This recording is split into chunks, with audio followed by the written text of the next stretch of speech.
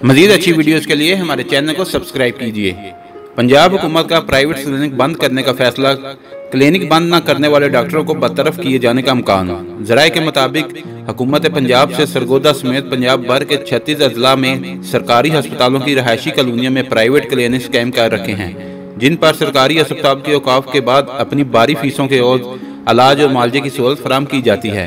हुकूमत पंजाब ने ऐसे तमाम सरकारी डॉक्टर्स जिनका सरकारी कॉलोनियों में रहायश पजीर होने के बाद उन्हीं इलाकों में अपने क्लिनिक चला रहे हैं के खिलाफ ग्रेड ऑपरेशन का फैसला किया है। हुकूमत पंजाब ने डॉक्टर्स को 15 सितंबर तक की डेडलाइन दी थी, वो अपने क्लिनिक बंद कर लें, नहीं तो उनके खिलाफ कार्रवाई शुरू की जाएगी।